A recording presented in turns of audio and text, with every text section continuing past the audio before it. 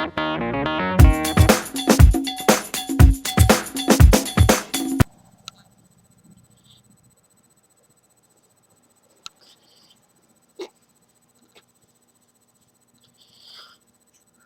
folks. Welcome to Comic Fever, and I am your host, the Dynamite Crip. Today is... I'm going to be doing the rest of the comics that I got from the rest of the graphic novels that I got via my Bento box. First up, um, I've already done Captain America, and now, second up, I will be doing Captain Midnight. We start off with a bit of a mystery.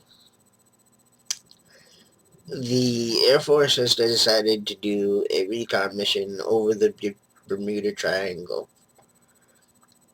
And during this recon mission, the pilot that is out and about flying over the seas is all of a sudden hit by something.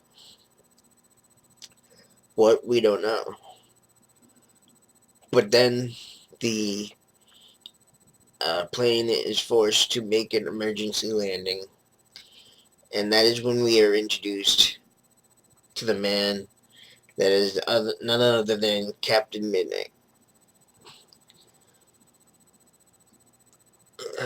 Um, at first, no one can believe that it is Captain Midnight that was a hero of the 1950s is here in present day.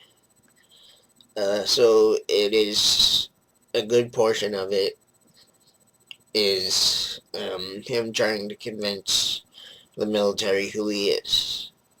But not only that, we are also given another mystery, which is the arch nemesis of Captain Midnight was also pulled through a time loop in the Bermuda Triangle.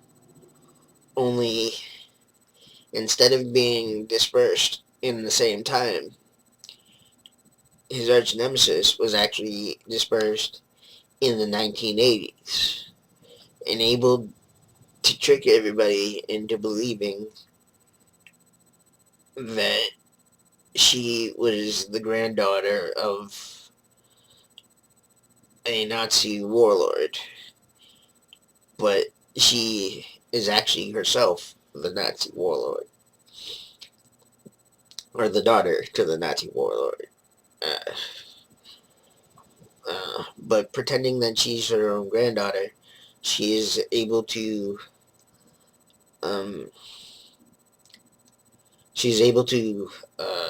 build up a company and fund the military with weapons and stuff like that. So being a businesswoman, unfortunately, Captain Midnight can't touch her.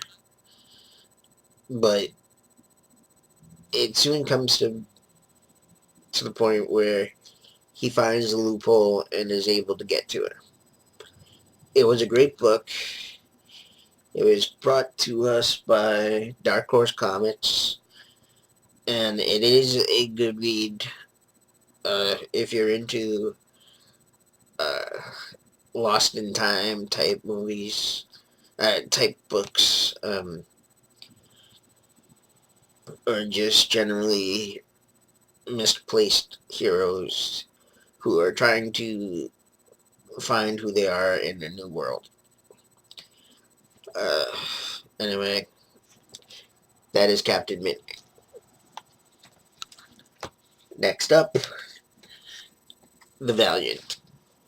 Now, it is funny that this book is called The Valiant because Valiant is actually the comic book company that has made this book. No ego there, huh? Anyway, we start off with this character named Gilad, and he's fighting against an enemy um, that is he's called the Immortal One. And along the way, he he himself is also immortal, but he is given uh, a watcher of types through each of his lives, kind of like Highlander. Um, he but in the book it's called a geomancer, and though he lives pretty much forever, the geomancer is something that is passed down. Um, the next person to be born is the new geomancer um, in the next generation. But each time he has killed them, the immortal one has found a way to be resurrected. Uh, so he has yet to totally kill him until uh, he starts to put together a team. And in this team are a code breaker and a man slash machine. Um, he's not really a robot, but he's not really totally human. His name is Bloodshot, and uh, he has nanites in his system that help him to regenerate and whatnot. Um, but anyway, uh, the way that this immortal enemy works is he works off of everyone's fear. And he tries to destroy you through trying to break you down mentally. Um, but finally, with, like I said, with bringing together these certain people, they are able to overcome this immortal enemy and able to finally rid the world of this ancient evil. Okay, now,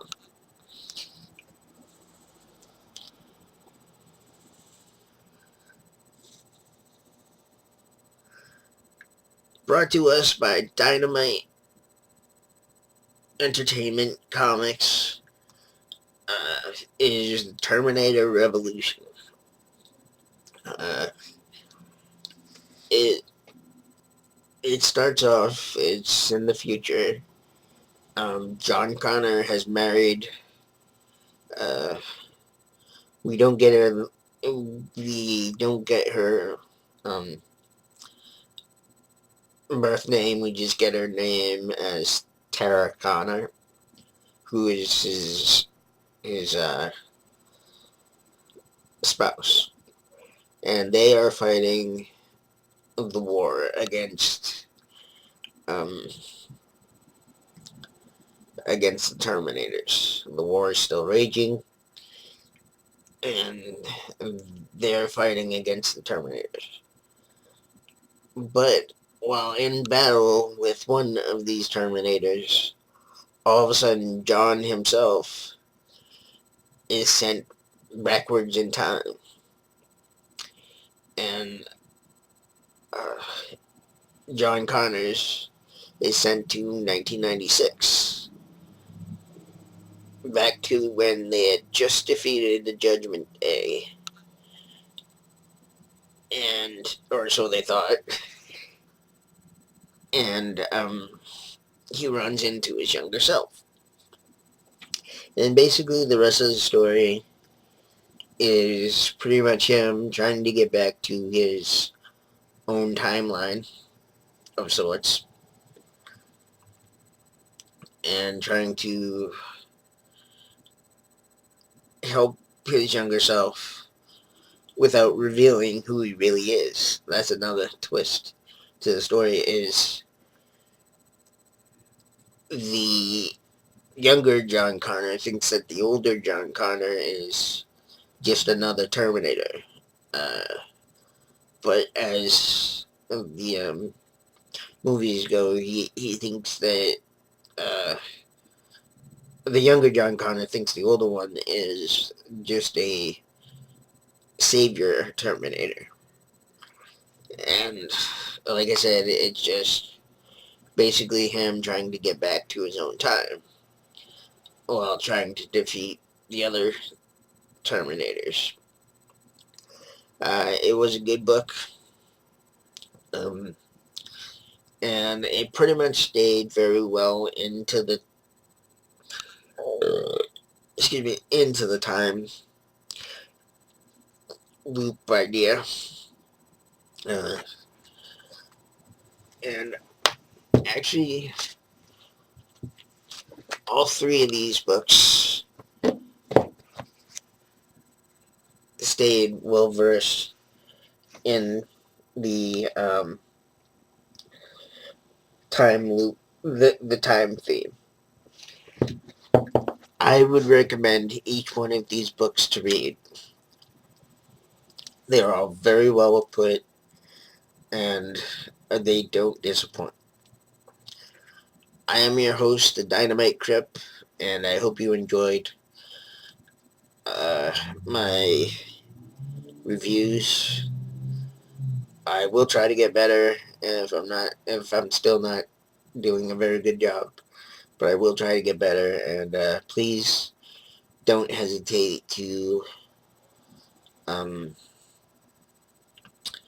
give me some pointers on what you would like to see. As Carnage Man was the one who originally got me started with the reviews of these. As you can see, I'm open to suggestions. So thank you, and I will talk to you later. Bye.